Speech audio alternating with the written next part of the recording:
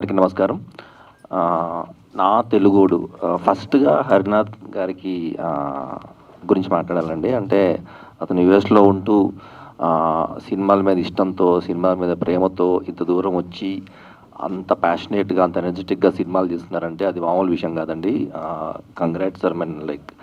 And నా తెలుగోడు sir ఇక్కడికి వచ్చాక గమనించాను సార్. ఎన్టీ గాడ్ అనేది హైలైట్ చేస్తుంది.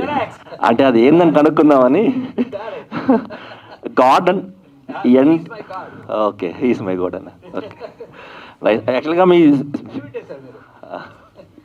మీ సినిమా పేర్లు చాలా గమ్మత్తుగా ఉంటాయండి. అలెక్స్ కానీ, చంద్రహాస్ కానీ. అంటే మామూలుగా మనము ఎనీ ఫ్యామిలీ గెట్ టుగెదర్స్‌కి టమ్సరాస్ ఆడుతుంటాం కదా సార్. ఫస్ట్ మేము అలెక్స్, చంద్రహాస్ ఇచ్చేవాళ్ళం. చాలా కష్టం అవుతుంది కనుక్కోవడానికి అది.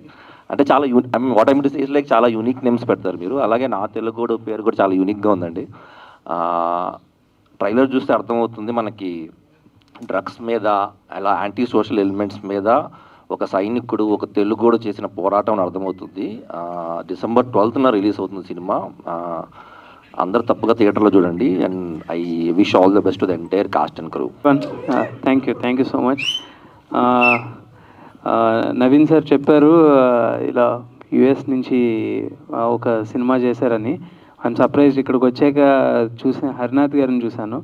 సో ఆయన సినిమాలు నాకు ఎప్పుడో చిన్నప్పటి నుంచి మనం చూస్తూనే ఉన్నాం, అలెక్స్ నుంచి. So good luck to you sir. What a passion, he's being continuing it. చూసారా, సినిమా పట్ల ఉన్న ప్రేమ అలాంటిది. So I wish it brings lot of encouragement from the audience as well. All the best for Na Telugodu, December 12th. Please watch the movie. అందరికీ నమస్కారం అండి. అంటే నాకు హరినాథ్ గారు గురించి నవీన్ గారు చెప్తుంటే I was actually very spell bound.